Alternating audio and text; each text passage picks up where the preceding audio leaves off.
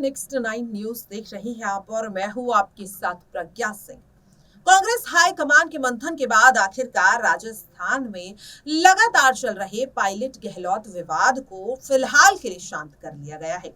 दोनों नेताओं के बीच सुलह हो गई है, इस बात का ऐलान कांग्रेस ने कर दिया है। लेकिन आखिरकार फिर भी क्यों कहा जा रहा है कि सचिन पायलट की चुप्पी कहीं ना कहीं इस सुलह को कलह की ओर बदलने का इशारा कर रही है। आखिरकार ऐसा क्यों कहा जा रहा है कि सचिन पायलट अभी भी कांग्रेस को कोई बड़ा झटका दे सकते हैं। दरअसल आपको बता दें कि 27 मई से लेकर 29 मई तक लगातार दिल्ली में कांग्रेस के हाईकमान की हाई लेवल मीटिंग हुई।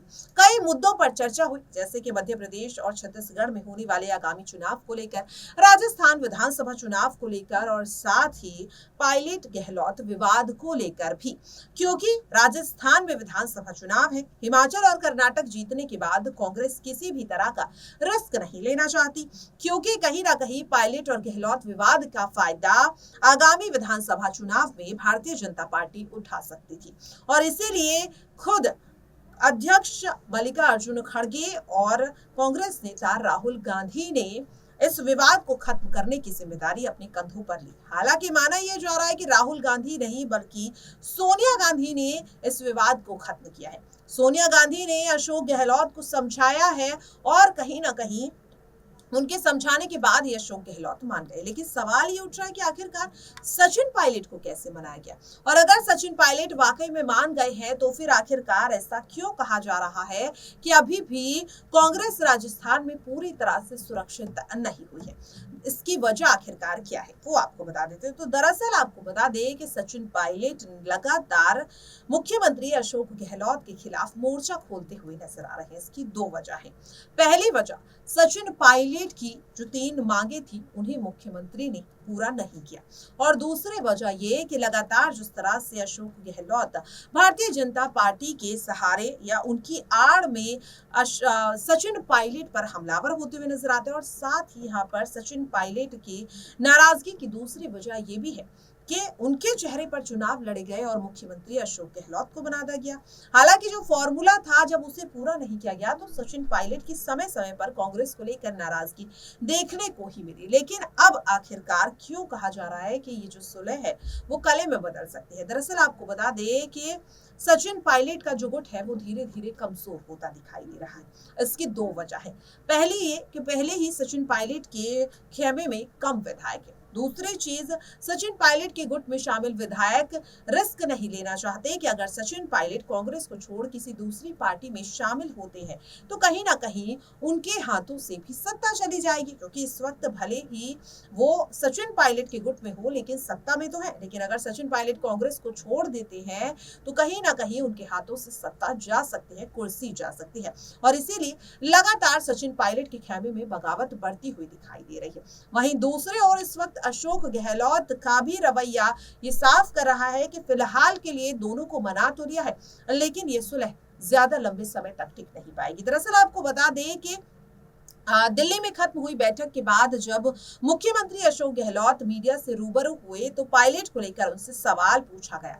क्या कुछ कहा है अशोक गहलोत ने, पहले आप वो सुनिए। इसीलिए हुई थी किस प्रकार से हम लोग काम करें अपने अपने वहाँ पे। अब भरोसा है वो साथ में मिलकर काम करेंगे, उनके लिए क्या रोल होगा? क्यों नहीं करेंगे? अगर पार्टी में वो हैं और पार्टी में अगर हैं तो फिर क्यों नहीं करेंगे? क्या रोल होगा सर उनके लिए? ये रोल की भूमिका हमारी नहीं होती है। रोल की भूमिका हाईकमान की होती है। कौन क्या रोल है? हाईकमान कहता है सर तुम्हें आप सरकार में शामिल करने को तैयार है? मैं तो ये मानता हूँ कि मैं खुद कई बार कह चुका हूँ कि मेरे लिए जो है अब पद मायने नहीं रखते हैं, मेरे लिए मायने रखता है जिंदगी में। हमें 3 बार मुख्यमंत्री बना हूँ मैं। अब आप लोग समझ नहीं पा रहे हैं या मैं समझा नहीं पा रहा हूँ। 3 बार मुख्यमंत्री बनना बहुत रेयर होता है। 3 बार मुख्यमंत्री बनना मायने रखता है, ठीक है। और 3 बार जो है केंद्रीय मंत्री बनना ही मायने रखता है। तो मुझे सब कुछ पार्टी ने दिया है। सोनिया जी ने और राहुल जी ने मेरे पर विश्वास किया, प्रियंका जी का भी योगदान था। जब मुझे तो चांस दिए हैं काम करने के, तो आज मेरी ड्यूटी बनती है कि मैं वो काम करूं जो हाईकमान चाहे। वे किस प्रकार से हम जीत के आए हैं उसके अंदर मैं मेरी भूमिका रखूं, इम्पोर्टेंट वो मैं रख रहा हूं। और जो मुझसे हो सकता था मैंने 5 साल के अंदर गवर्नेंस देने में, योजना बनाने में मैंने कमी नहीं रखी है। राजस्थान पूरा प्रदेश जानता है। अब चाहे मोदी जी आओ और चाहे अमित शाह जी आओ, मेरा दावा है जनता सच्चाई समझ जाएगी कि भाई काम किसने किया। वो राष्ट्रीय राजनीति की बात करने लग जाते हैं।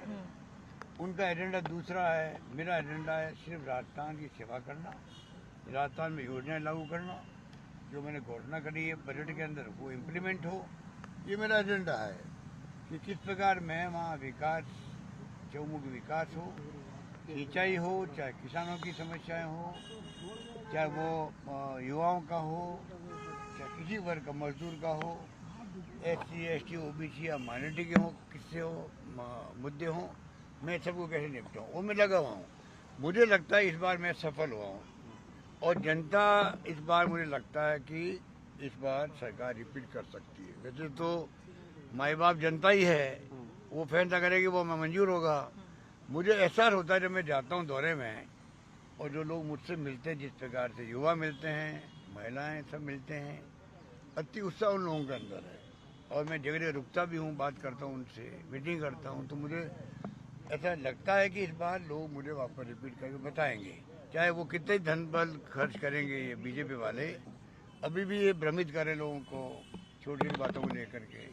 इनके बारे कहने को मेरे खिलाफ में, मेरी सरकार के खिलाफ कुछ है नहीं, तो मेरा ध्येय वो है बस। ये सचिन सहयोग करेंगे सर, सचिन सहयोग करेंगे। क्यों नहीं करेंगे भाई, सब क्या भरोसा दिया है उन्होंने अंदर मीटिंग में? सचिन ने क्या भरोसा दिया है, क्या कमिटमेंट किया है उन्होंने? मुझे विश्वास है कि हाईकमान के साथ में बैठना, बात करना, उसके बाद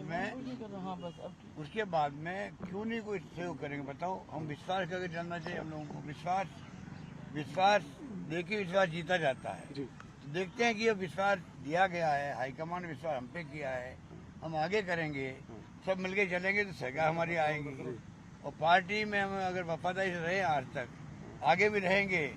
तो सोनिया गांधी जी ने एक बार कहा था ICC अधिवेशन के अंदर, जो धैर्य रखता है उनको कभी न कभी चांस मिलते ही मिलते हैं। बस ये मैंने सोनिया गांधी जी का जो कोट था वो अभी भी मुझे याद है, वो मैं दिल में रखता हूँ।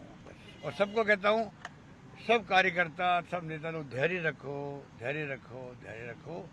धैर्य रखोगे तो पार्टी में कभी कभी आपको मौके मिलेंगे, आपसे मिलेंगे काम करने के। पहले मिले भी है, आगे भी मिलेगी, इतना कहता।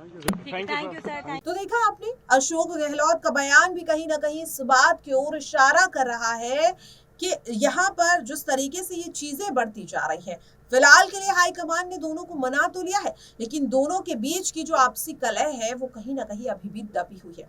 अब क्या आगामी विधानसभा चुनाव से पहले ये कलह बाहर तो नहीं आ जाएगी, ये नाराजगी बाहर तो नहीं आ जाएगी? क्योंकि सिर्फ और सिर्फ राहुल और खड़गे के मनाने पर गहलोत और पायलट मान तो गए हैं, लेकिन क्या चुनाव जीतने के बाद ये कलह बढ़ती हुई दिखाई देगी? क्या एक बार फिर से मुख्यमंत्री पद को लेकर सचिन पायलट और अशोक गहलोत एक दूसरे के खिलाफ खड़े होते हुए नजर आएंगे?